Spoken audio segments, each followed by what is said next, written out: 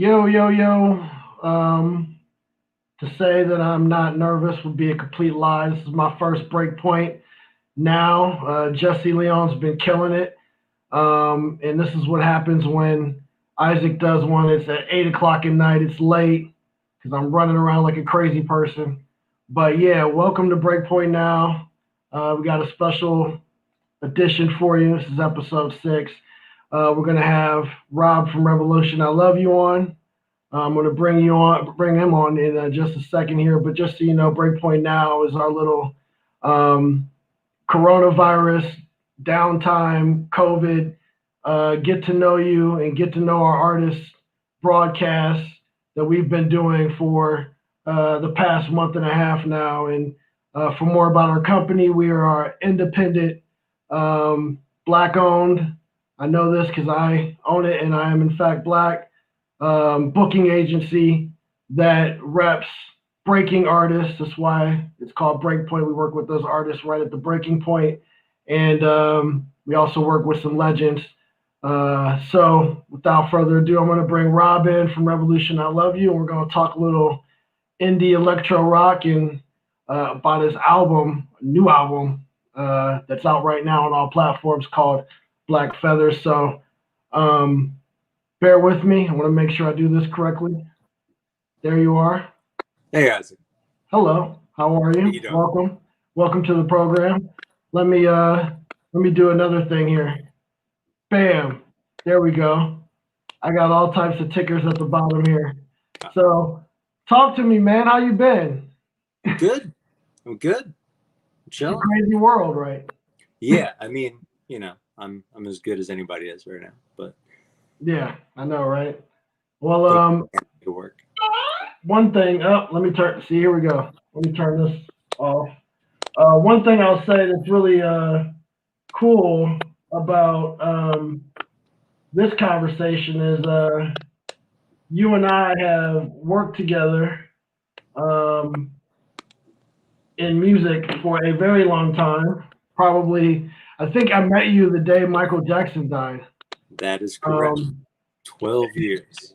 that's a long time, and we've been working together in a business and artist role for that long, and we've been through some great times, ups and downs, and albums and singles, and here we are with a new project.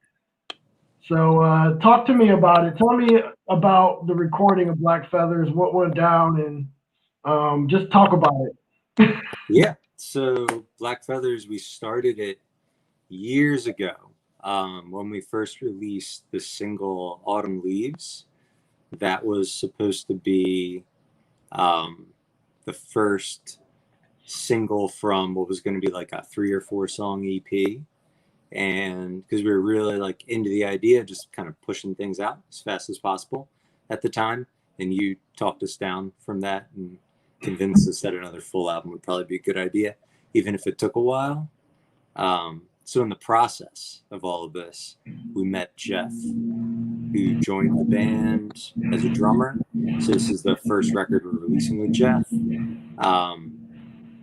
And yeah, so we recorded this, I think, in like 3 different apartments that I've lived in for the most part, and then recorded drums with Sean at Raccoon Point Studios in Maryland, which is amazing. And if you look at the pictures we have on our Instagram, let's just look up Raccoon Point Studios. It's got a bunch of pictures up. It's beautiful. It's like right on the water. It's this awesome drum room. Great experience, huh? Yeah. No, it was good. It was good. So yeah. Good stuff, man. Yeah, I mean, and the process. How long did you say it would take from beginning to end on this one? It's probably 5 years. Wow. Okay. Yeah. So in the meantime, we released Autumn Leaves at the beginning, and we released a single and some remixes and stuff. In part, like I got really sick last year, like for most of the year, which pushed it back an extra year. And, and then we release it, and immediately coronavirus happens. So, Hey, but fruit's out sorry. there still. Yeah. Yes. And Yes. funny thing about that is some of the material, which we'll get to a little later, kind of lines up with a lot of things that are happening right now. So when did the album come out? What was the release date? February. Okay. And it's available everywhere, Yes. correctly? Okay. You even have it in your Bandcamp? Yep. On our Bandcamp, we have the record streaming. We've got cassettes and CDs. The cassette's really dope. Yeah. And then, it's on Apple Music, it's on Spotify, it's on Tidal, it's anywhere you stream music. Deezer, if you use Deezer. Deezer is still being used? Absolutely. Okay. Let's talk about some of. I tell you, there's one song on the album that really hits home for me, and I've talked about it many times with you guys. Even love the name of the song. It's called "Vicious Vicious," and I think what I like about it is it's so simple, yet so complex in a way that there's not much writing that went into it. I guess you could say that because you're just repeating a couple phrases, but the phrases are powerful, man. I mean, and especially with what's happening today. So, talk a little bit about the writing for that song, the phrase that the words that everything that goes into that.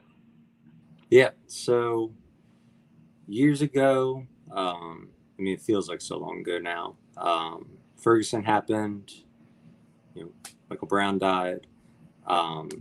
And Freddie Gray died in Baltimore, and that was the first time I went out to like a anti-police brutality protest, and that kind of like ties into some other stuff on the album too. But the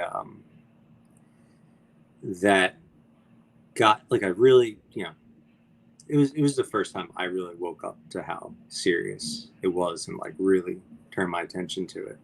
And at the same time, all day, every day, my timeline was just full of friends of mine from back home in Delaware, just like over and over again saying like, if he just did what he was told, he'd be fine.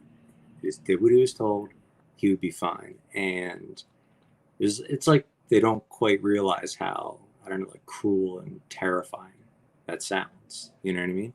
Mm-hmm. And so it's the idea that song is like, take that line and warp it and twist it in a way that made it sound as ominous, like explicitly made it sound as ominous as it should, I guess. Mm-hmm. You know what I mean? Follow it up with "Sure, no one's ever died that way." Yeah, and to like give like the really obvious response, like that mm-hmm. That's not how it works, Yeah. Like just obeying the police doesn't guarantee your safety at all, especially yours. Yeah, it's really puzzling how hard it is. Well, I guess that's the whole issue. How hard it is for people to see it and understand it, and just the fact that that phrase of just if you just listen or if you just do what they say, it's not always quite that simple. And I think it takes experience to be in that situation. And sadly, we don't want that for anybody. But it seems like that's the only way you'll get it. But the song's powerful, man, and I really love it. And I think that it speaks volumes for what's happening right now. And if you guys out there have not checked that song out on the album, it's definitely something you should go and listen to immediately. And we'd love to get some thoughts on it. So comment somewhere where Revolution is. I Love You is online, and let them know how you feel about the song. Also, you have They Watch. Tell me a little bit about that song, which is another song I love. I mean, that one was very directly about being at that protest. It was like the Philly Solidarity March with Baltimore after Freddie Gray died. And, I'd been to other marches, I'd been to other protests, and like never had I seen, and now it seems like almost quaint, right? But just like cops lining the entire march route, helicopter, like one after the other, just this constant sound of helicopters, just this very clearly intentional display of force. Just nobody step out of line, nobody do, like, yes, they're there to scare you. You know what I mean? And now, I mean, it almost seems, I almost feel silly, like, having felt enough about that to write that song, like, with everything that's happened over the last few months, right? It's gotten so much worse, and what I felt needed to be communicated and made a little more clear then is now just unavoidably obvious to everyone.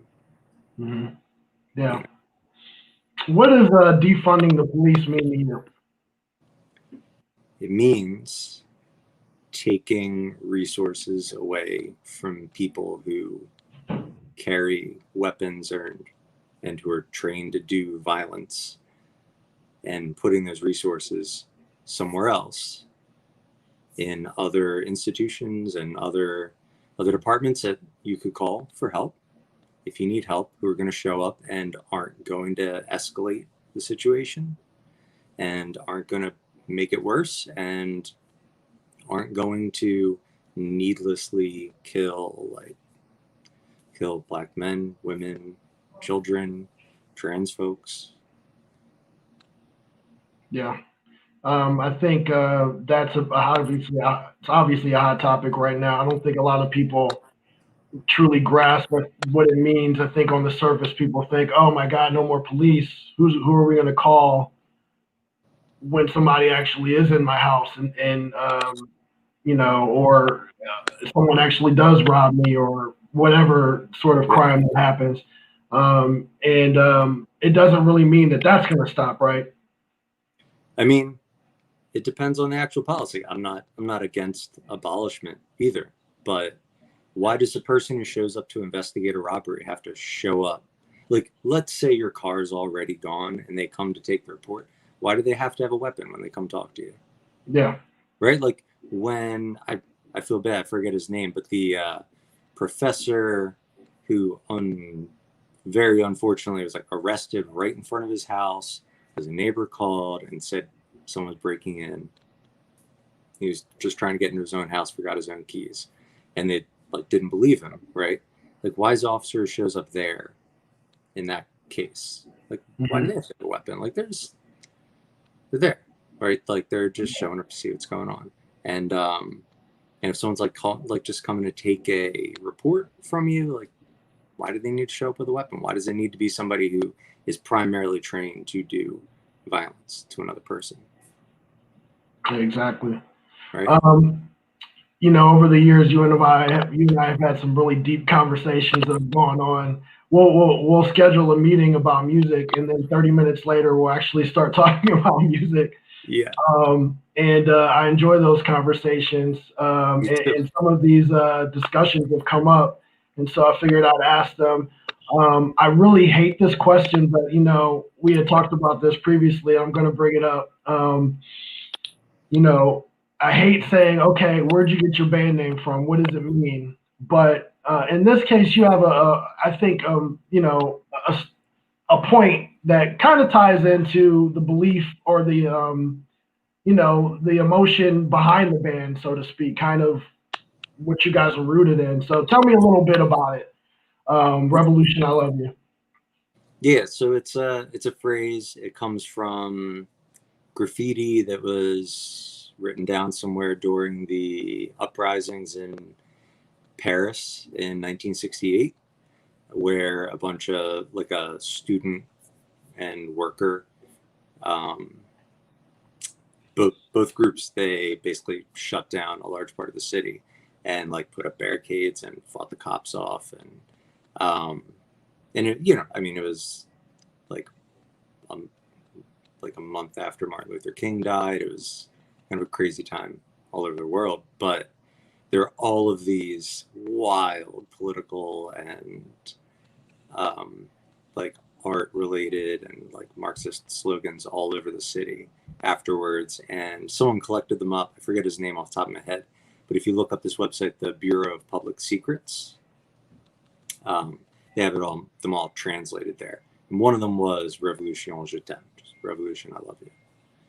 And that just, that struck a chord with me. Like, I only ever found out about any of this because someone gave me a pamphlet on May Day, right? It's like a kind of national celebration of labor and labor movement and stuff, international. And so I was just looking up some of the stuff in the pamphlet, and just like, I went down a Wikipedia rabbit hole and landed on this whole thing about May 1968. And just like the idea that, I don't know, it was just this swirl of both political and cultural change, like all wrapped up in people like actually taking control over their own lives, in that moment. What are you reading right now? Right now, I'm reading a book called Consciousness Explained. Oh, okay. I love it.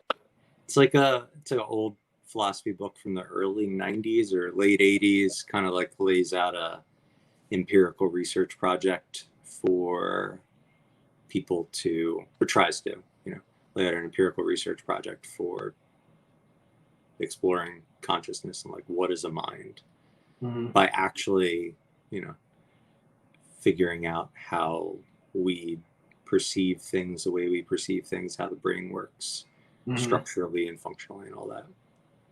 Hopefully there's some more breakthroughs on that in the coming decades. Yeah, I mean, people are doing some crazy stuff. Yeah. All right, let's get back to the music. So you have a music video out called Wait. Tell me a little bit about that, and everybody go watch it right now.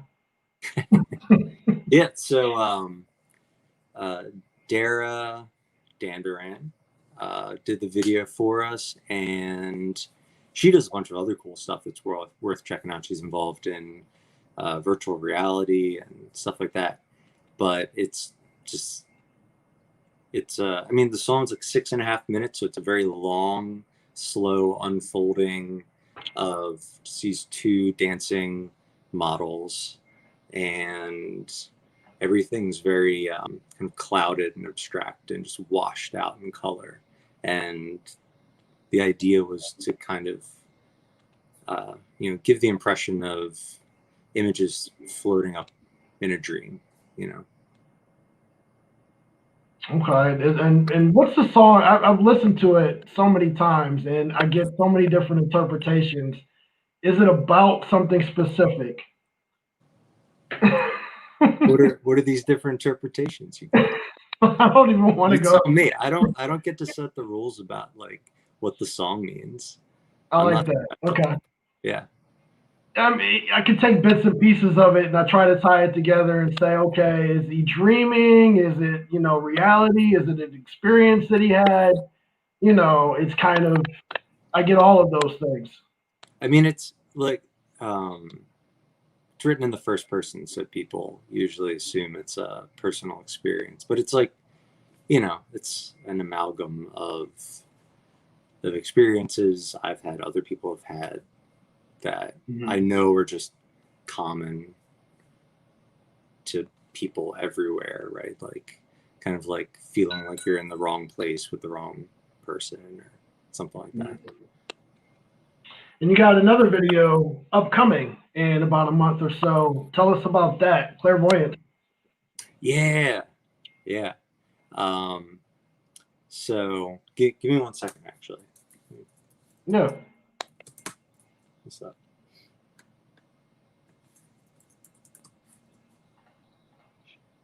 No,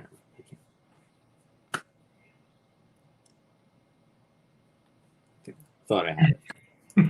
I remember the name of the place we shot it at. Yeah, you had. Yeah. Okay. So we, for the first time in a while, decided to do a pretty straightforward performance-based music video. And so we found a really cool little art studio it's like just north of Fishtown in the Kensington area called Orchard Art Collective.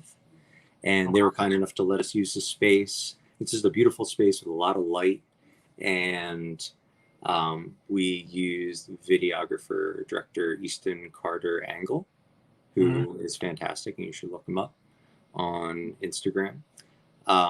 Just has done some incredible work, and he really embraced the, I don't know, like the light in the room, and really kind of captured some of the like the dreamy vibe in the song. Like it's a really fast song. Like it'd be really fast for a shoegaze song, but there's a lot of shoegaze influence in it. And yeah, so you'll see a lot of that in that video. Again, like a little dreamy. Okay. I like the dreamy shoegaze stuff, man. That's my stuff. So, all right. I know we typically have artists perform with the setup of Revolution. I was going to say Riley because I always shorten it. With your setup, it's kind of difficult. Plus, I was told you have a baby living upstairs. That is your landlord's baby. That might not be a great idea. So I do encourage everybody to go visit the website, visit the Bandcamp, visit YouTube, listen to the music, check it out, comment, let them know what you think. But they're dope, man. You know. What are you working on now? Talk about now and the future before we shut this thing down. Yeah, so we released the album in February, and the plan obviously was play a bunch of shows, promote the album. Yeah. So all of that got canceled, and we had this idea in our back pocket, like knowing that we didn't want to take too long to make the next record. It had been 5 years working on Black Feathers. We didn't want to do that again, and so we were thinking to ourselves that something that would both be a good kind of writing challenge for us and also push us to just make something and make it in a pretty short span of time was this idea that we would go back to the studio with Sean at Raccoon Point, and we would just record ideas, like little discrete pieces, like a guitar riff, a bass line, a drum piece, like just a loop, and just go home with this giant folder of nicely done, well recorded, ready to go pieces that are not parts of songs at all, that don't have a larger structure. And then we would do something a little bit like we did a lot on the first record, where we would kind of paste them together into songs. So we can't do the recording piece of that with Sean. So what we've been doing is working on that on our own. Every Saturday we have a Zoom call or something, and we just share what we recorded over the week. And we're doing the same thing, that we're still kind of following along with that idea where everything we record is final, in the sense that, like, we're not going to go back and re-record the guitars. We're not going to rewrite the drum beat. Like, if we want the beat to be different, we have to cut and paste and manipulate it after the fact. And the idea is to, like, after all of that, have the seams be something you can hear. You know what I mean? You can hear the process that it was made with. That's cool, man. Technology and the things that you can do now.